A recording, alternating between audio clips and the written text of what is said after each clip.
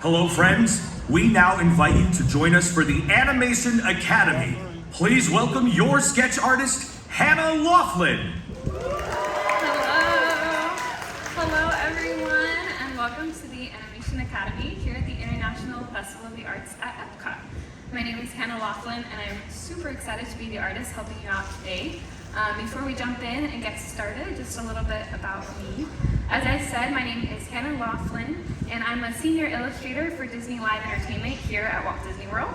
So that means I get to work on bringing all the fun shows to life. I also work a lot with our resorts team doing artwork for the resorts. So with all that being said, is everybody excited to draw? Awesome, at least a few people, that's good.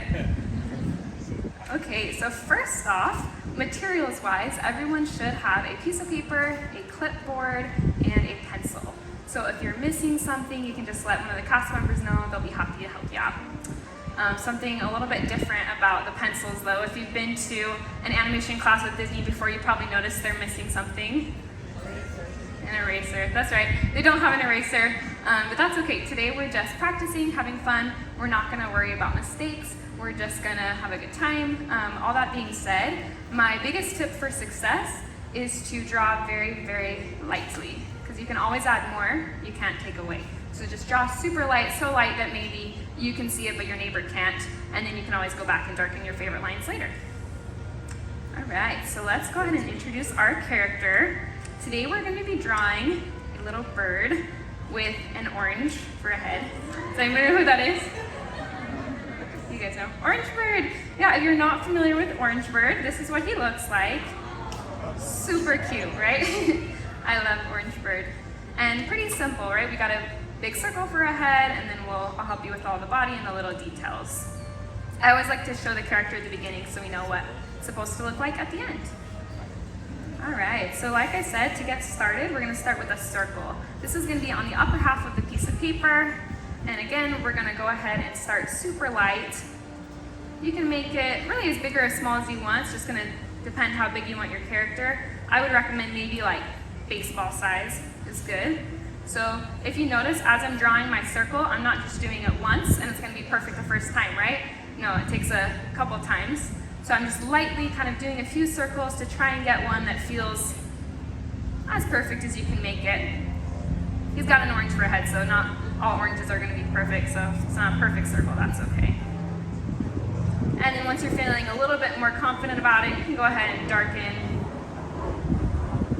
where you feel like is the best circle for you. All right. And honestly, this is probably the hardest part of the drawing, is drawing a circle. Freehand circles are not easy, so you made it this far. After that, we're gonna go ahead and do a little marker. A lot of what illustration is kind of just visually planning for space. So his body is about the same size as his head. He's got this huge head and a little body. So if you want, you can use your pencil to kind of measure or just eyeball it. I'm gonna make a little tick mark about the size of my head down from that circle. So about the same height at the circle, measure that and make a little tick mark. And that's just the ballpark so that you know about how big to make the body. After you do that, you can go ahead and add a little oval for the belly. So for this, instead of just straight up and down, I'm gonna do it a little bit at an angle to get that dynamic pose. So again, starting really lightly, I'm gonna do an oval, and it's coming down about maybe like half to 2/3 between the bottom of that circle and the tick mark. And it's touching the bottom of that big circle. So it's just an oval. And then right underneath that oval, I'm gonna go ahead and do a little rainbow shape. It's gonna be touching the bottom of the oval, and it's gonna go about all the way down to that tick mark and kind of sit at that same angle as that oval. So this is just a really, you can think of it as like a left-hand side parentheses, a frowny face, but we don't want it to be sad. You can think of it like a little rainbow. So this kind of serves as the base for the legs. Next, we're gonna go ahead and do his right on our left, this leg on this side. To do that, we're gonna do another one of these curved lines, but it's gonna start a little bit further up on the side of the oval and then connect all the way down to that bottom point. of that arch. So it's almost like the left-hand side of heart, if you want to think of it like that. It's going to start at the base of the oval and come all the way down to that rainbow shape we drew. And we're going to add another curved line. This one is going to go from the base of the neck all the way down to the right-hand side of this arch. It's going to be curved. If it doesn't meet exactly at that point, that's okay. You can give a little bit of a space there. It's a little bit more of a straight line, but it's got a little bit of a curve to it. And one thing you'll notice that a lot of character artists do or animators do is they do shape repetition. So a lot of these shapes that we're making, you're going to become a pro at, because you'll notice we're using the same shapes over and over again, and artists do that to create harmony in a character. All right, next we can go ahead and put his feet in. I love the feet because they're really easy and really fun. They're just little teardrops. So for these, I'm going to start with the leg on our left. It's going to be a little teardrop shape, but it's pointing to where the pointy part was right at the base of that arch. And I'm drawing just a little darker to make sure you all can see all the lines, but remember we're still going light. That way you can try it a few times, make sure it looks good. And then for the foot that's going to be on the right hand side, we're going to also do a little teardrop, but this one's like upside down. So the upside down teardrop, pointing downwards. Could be at a little bit of an angle because he's kicking his leg up. How's everybody feeling so far? Good. I heard some good, so I'll take it. Awesome. Next up, we're going to go ahead and add Orange Bird's arms. Super cute. His arms are actually leaves. So for these, they're going to start at the base of his neck, and they're going to be that same shallow rainbow shape that we did down here, going all the way across. And if you like to measure and you're wondering how far out to go, it just goes a little bit past this circle. So it's just going to be this rainbow shape, parentheses. And then he's got symmetrical arms. So we're going to do that same thing on the right hand side. I'm going to go ahead and draw through this circle, but his arm is actually tucked behind there. So this is just so that I know where it's going to end up. But then when you come back to darken the line, you can just darken to the right of the circle, because this is just kind of to show us where it goes. So we're going to have the two arches be the start of our wings. And then next up, for the bottom of these leaves, I'm going to go ahead and show you guys how to do what we call an S-curve. I'm going to do it to the side first to show you what it looks like. You can do a practice one if you want, or you can just hold off and we'll add it a little later. So for this S-curve, like I said, this is a practice one. It's going to be one of those shallow rainbow shapes followed by a really shallow U shape. And then you kind of combine that together, and that's going to make a really nice S-curve. So sometimes it helps to break shapes down. So we're going to start underneath this wing and do that shallow rainbow shape followed by that shallow U shape. And then you just kind of go back and forth and connect those, and you're going to end up with a really nice leaf. And then we'll mirror that on this right arm, the arm on the right. So that just means that we're going to do that U shape first. It's going to go about halfway across, and then we'll go into the rainbow shape. So the U and then the rainbow. And that gives us nice little leaf arms. And now as for the fun part, we get to go up and work on Orange Bird's features. It's a cute, cute face. So for this, I like to add a center line. And that's really what it sounds like. It's just a line that goes down to the center of a character's face. We do this on characters. We also do it on like human portraits. So if you can see, it's this line right here. So that's going to start at the top of his head and curve and end at the base of the neck. And this is not going to be part of the final drawing. It's just to give us a guideline of where his eyes and everything else should go. So it's starting at the top, curved all the way down, kind of so it makes like a crescent moon shape. And for the next center line, we're going to add one horizontally as well. So this one's pretty easy. It's just side to side on the circle. And this kind of helps gives a little bit of volume, so it goes from looking like a circle to looking like a sphere. So we do this big, like, smiley face all across. It also is super handy because it gives us the perfect positioning for where Orangebird's beak's gonna be. So it's gonna be right in the center where these two lines cross. So I'm gonna go ahead and add a circle. Pretty tiny, it's got a cute little beak. If you made your first circle about the size of a baseball, this is probably about the size of a dime. And it's gonna go right where those two lines cross. And we can also go ahead and block in the eyes. And when I say block in, it just means adding in those basic shapes before we go back and add details. So for that, the eye on our left is gonna be just an oval. It's gonna go in this sliver of the sphere. It's gonna be a really tall, skinny oval. So if you can, try and fit it between the center line and the edge of the sphere. Still drawing super lightly, still doing multiple lines if you need to. Sometimes it helps with all these curved lines to kind of draw from like your elbow or your shoulder instead of just your hand, because you'll get like a bigger radius. And we'll add in the other eye, and this one's gonna go right in the middle of this kind of quadrant. So between the two center lines, and it's gonna be a tall oval, but it's in perspective, so this eye is gonna be a little bit bigger than the other one.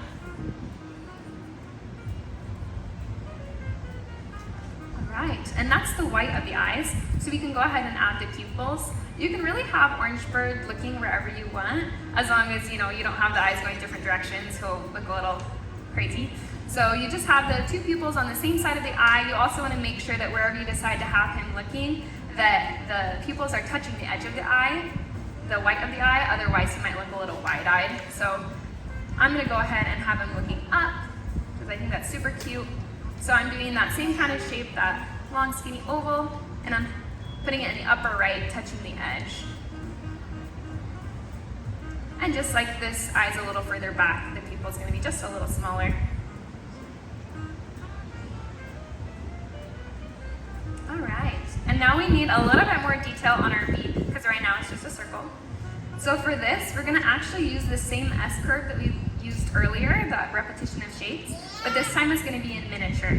So you're going to look at the circle, and where it crosses the center line on the outside edges, you're going to start and do that first rainbow shape to the center, and then followed by that U shape. So I'm really using all those lines as a guide to do that rainbow and then that U shape for that nice S-curve, and then this becomes the top of the beak. And for the bottom of the beak, you can actually go ahead and start to darken that center line. So the line that curves right in the middle, after this step, it's gonna look like you have this like squiggly T in the middle. And then you can go ahead and darken the line that connects these two edges, because that's gonna be the bottom beak. And to give it even a little bit more dimension, you can do a straight line from the bottom point of the T up to where the squiggly part connects to that center line. So I'll show you. So we did the curved line on the bottom of the beak, and then a straight line to show where it's opening. And for the top part of the beak, if you want to give a little bit more volume there as well, you can go ahead and just darken this line that's below the left-hand side of that squiggly T. So just right here, you can go ahead and darken that. And we're really starting to see our Orangebird come into character. So you can go back. If you missed any steps, look it over, make sure everything's looking good. And Orangebird is still missing something. Does anybody know what he's missing? I see like people are gonna go, yes, his little leaves on top of his head. So for these, they're gonna be in the very back of his head, and because he's kind of looking up, it's tilted downwards. So I'm gonna find a point between these two center lines, and we're gonna do little leaves up here. You can do a practice one to the side if you want, but it's really just a left and right hand side parentheses. So I'm gonna put it right up here. Or you can think of it as like a little smiley face and a little frowny face. And you're gonna do two leaves, and they're gonna come out at the same point.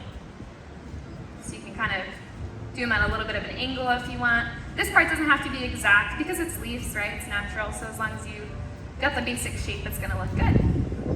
So now we really have the basic orange bird. We can go back and start to add any little details that you might want to. I always like to show a trick that I do on the eyes to make them look even more dynamic. You can just shade them in completely dark, but I like to give them a little bit of a highlight. So for that, you're just gonna do a circle in the upper part of the eye on both sides.